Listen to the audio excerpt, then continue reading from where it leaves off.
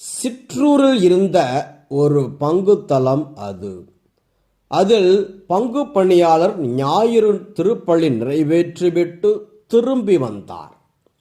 அப்போது அவரை எதிர்கொண்டு வந்த பெரியவர் ஒருவர், இன்று நீங்கள் ஆற்றிய மறையுரையை பற்றி சிறிது நேரம் பேசலாமா என்று கேட்டார்.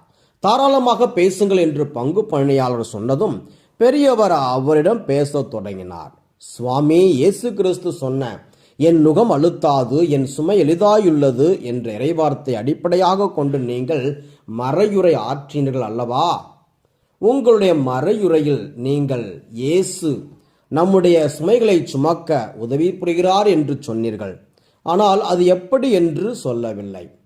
சிறு வயதிலிருந்தே ஏர் மாடுகள் ஓட்டுபவன் என்ற அடிப்படையில் சொல்கிறேன்.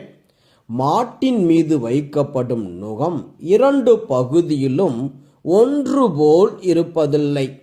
ஒரு பகுதி எடை மிகுதியாகவும் இன்னொரு பகுதி எடை குறைவாகவும் இருக்கும். எடை மிகுதியாக இருக்கும் பகுதி வலிமையான மாட்டின் மீது வைக்கப்படும். எடை குறைவான பகுதி வலிமை குறைந்த மாட்டின் மீது வைக்கப்படும்.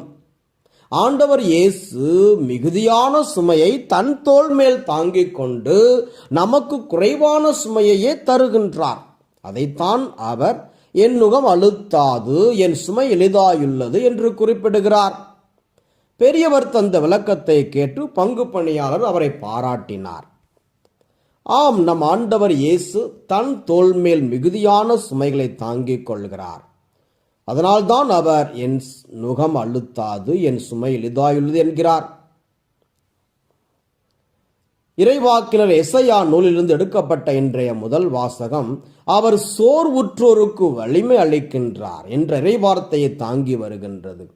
இந்த இறைவார்த்தைக்கு அர்த்தம் தருவதாய் இருக்கின்றது இன்றைய நற்செய்தியில் இயேசு சொல்லும் நான் உங்களுக்கு இளைப்பாறுதல் என்ற இறைவார்த்தை.